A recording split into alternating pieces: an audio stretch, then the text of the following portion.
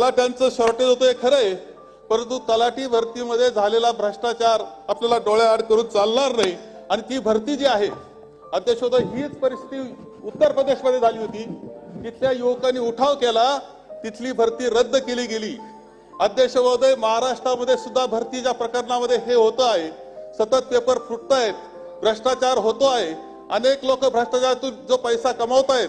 अत्यंत दुर्दैवी गोष्ट महाराष्ट्रामध्ये घडत असताना जे प्रामाणिक विद्यार्थी आहेत, युवक आहेत, त्यांच्यावर अन्याय होण्याचं काम सुद्धा अध्यक्ष महोदय चाललेलं आम्हा सगळ्यांना येथे दिसत आहे। आणि त्या भूमिका स्पष्ट मांडल्या पाहिजे।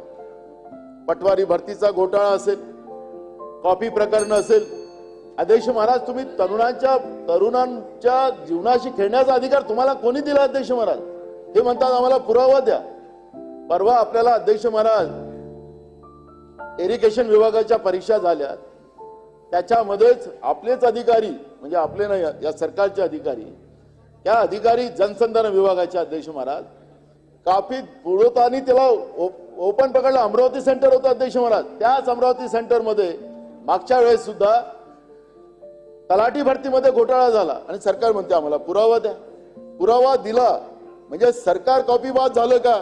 व्यापम घोटाळ्यापेक्षा मोठा घोटाळा हे सरकार करते अध्यक्ष महाराज। तरुणांच्या जीवनाशी खेळत आहे सरकार अध्यक्ष महाराज, आणि यांना तरुणांच्या जीवनाशी खेळायचा अधिकार काय?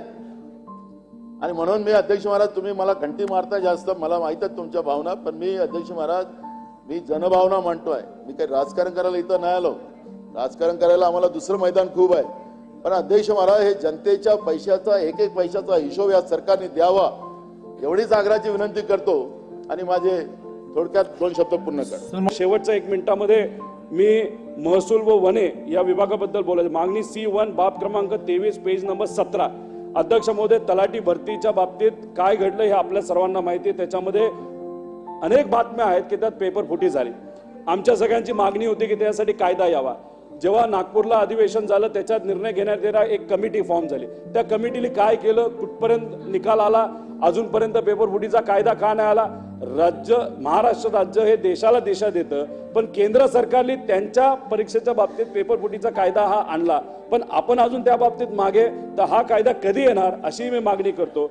अध्यक्ष महोदय, परीक्षा फी 100 रुपये घेतली गेली, 1000 रुपये घेतली गेली, ती परत द्यावी आणि 100 रुपये मागणी आहे ती माफक आहे। अध्यक्ष महोदय झालं। अध्यक्ष महोदय, उपजिल्हा अधिकाऱ्यांचा एक प्रश्न आहे। MPSC 2007 नंतरची बॅच नियुक्त झालेल्या राज्यातील 300 उपजिल्हा अधिकाऱ्यांचे प्रमोशन रोखण्यात आले आहे। 2007 नंतर तहसीलदार म्हणून नियुक्त झालेल्या अधिकाऱ्यांना उपजिल्हा अधिकारी म्हणून प्रमोशन मिळाले, परंतु केवळ महसूल विभागाच्या दिरंगाईमुळे त्यांना प्रमोशन दिलं गेलं नाही, तर हे देण्यात यावं। आणि शेवट मुद्दा शेतकऱ्यांच्या बाबतीत बोलत असताना अध्यक्ष महोदय, मदत व पुनर्वसन